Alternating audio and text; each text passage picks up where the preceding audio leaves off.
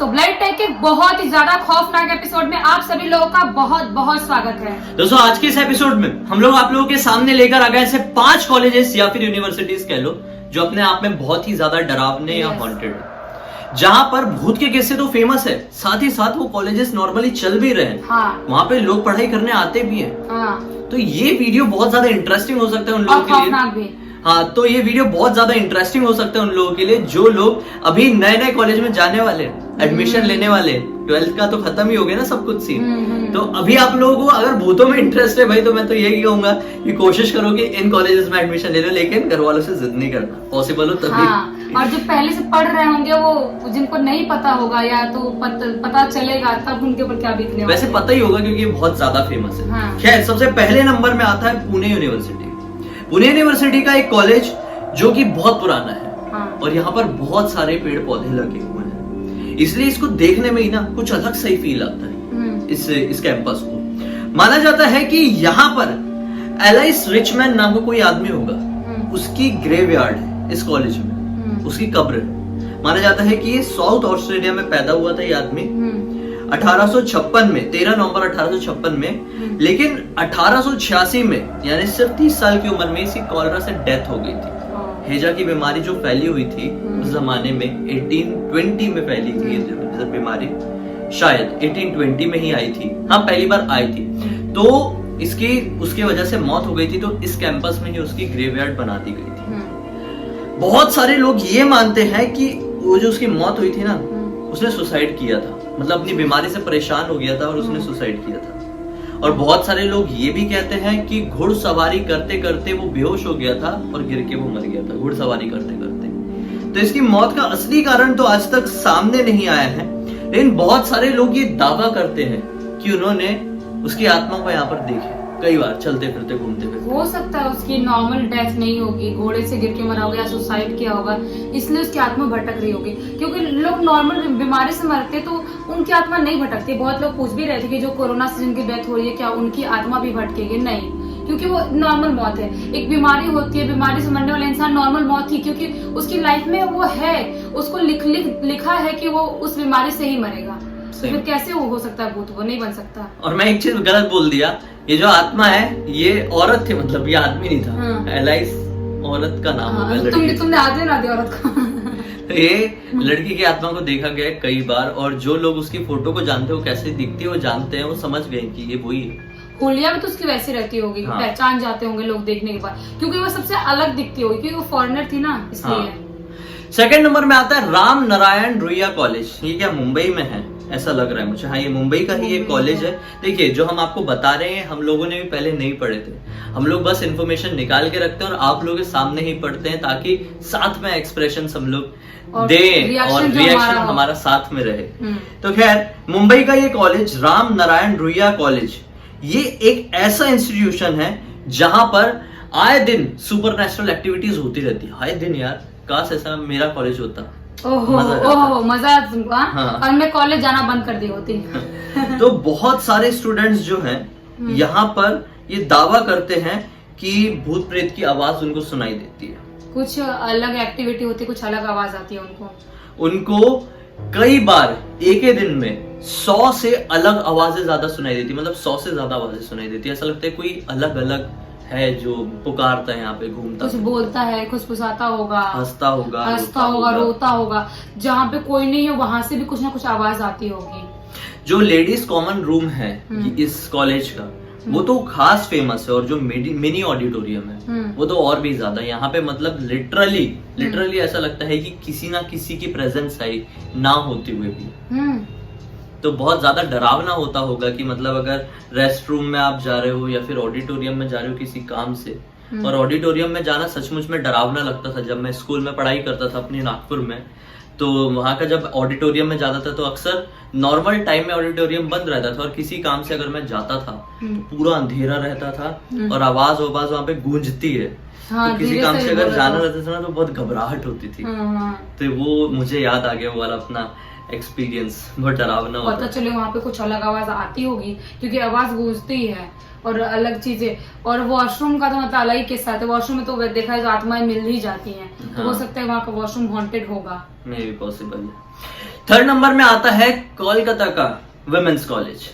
ये जो women's college है इसके बारे में हम लोग पहले भी डिस्कस कर चुके हैं कोलकाता के हॉन्टेड प्लेसेस में, लेकिन यहाँ भी हम आपको बता रहे हैं क्योंकि ये यूनिवर्सिटी है, कॉलेज है इसलिए। वैरेन हेस्टिंग नाम का एक गवर्नर जनरल था ब्रिटिश इंडिया का, ठीक है। तो माना जाता है कि वो ये जो कॉलेज है उसका घर हुआ करता था। अच्छा। और उसको अपने घर से बहुत ज्यादा लगाव था। और फिर कुछ समय बाद ऐसी सिचुएशन आई कि उसकी मौत हो गई है। मतलब उसके घर को कॉलेज बना दिए होंगे अभी। हाँ, तो उसकी मौत हो गई थी। तो वो गवर्नमेंट प्रॉपर्टी थी एक तरीके से। तो अब उस कॉलेज को बना दिया, नहीं उस घर को उस कॉलेज बना दिया गया। लेकिन आज भी लोग ये दावा करते हैं, वहां पे जो हॉस्टल में रहने वाले लोग हैं, लगे रहते हैं ना हॉस्टल और कॉलेज, तो वहां पे लोग ये दावा करते हैं कि हमने कई बार यहाँ पर घुड़सवारी करते हुए वैरेन हेस्टिंग को देखा है अपनी आंखों से। कैसे? क्या उसकी नॉर्मल मौत नहीं हुई थी क्या?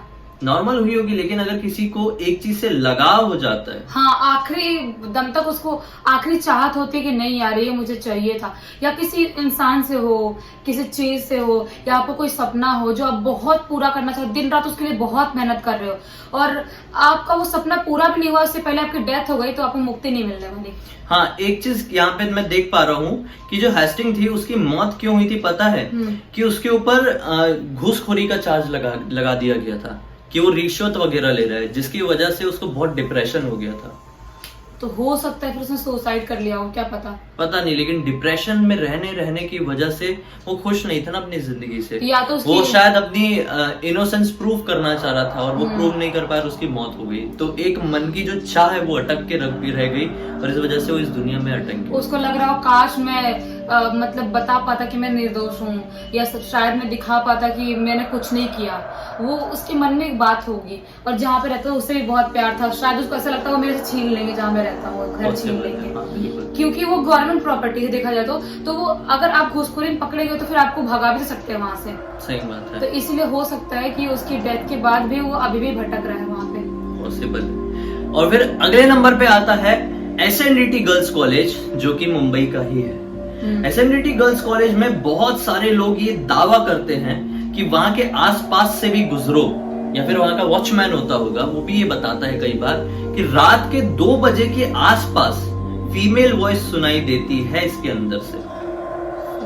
हाँ, औरत की आवाज सुनाई देती है कॉलेज के अंदर से रात के 2 बजे। कैसे कोई औरत यहाँ पे आ गई, वो रो रही है या फिर चाटे मारने की आवाजें अंदर से सुनाई देती है, बच्चों के खेलने और चिल्लाने की आवाज सुनाई देती है गर्ल्स कॉलेज से। मतलब ये गर्ल्स कॉलेज है, हाँ, बड़ी लड़कियों का, लेकिन बच्चों की खेलने की आवाज अंदर से आती है। और वहाँ पे लोग रहते क्या हॉस्टल में? कोई नहीं, वो नॉर्मल कॉलेज है। SNDT college Anupam Kher studio के पास में ही है। हाँ, थोड़ा सा सुना देखा तो लग रहा है, सुना सा भी लग रहा है, लेकिन तो हो सकता है जब लोग दिन में आते तो फिर रात में कोई रहता ही नहीं वहाँ पे, सिर्फ वॉचमैन है बाहर पहरा देने के लिए, तो फिर अंदर से ऐसी आवाजें कैसे आ सकती है?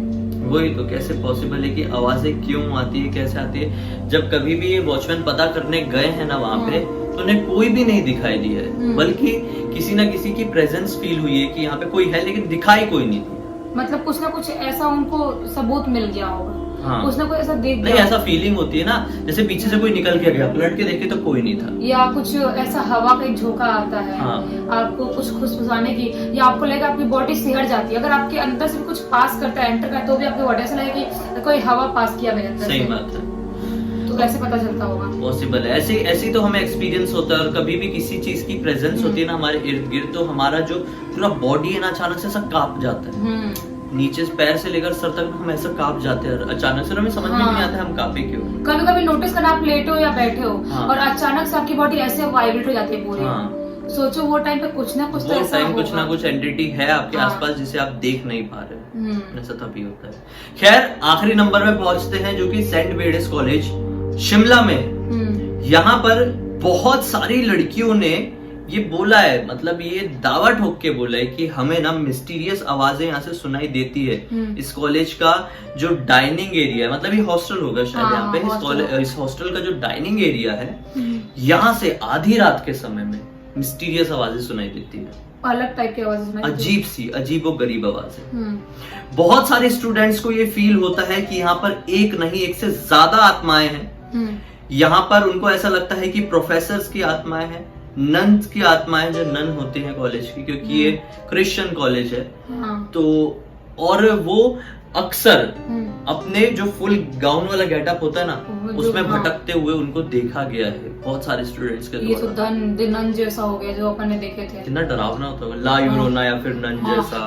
लेकिन नन में डर तो लगा था, बहुत लगा था उस मूवी में। ऐसा अचानक से पास करती थी, अचानक आते थे लोग।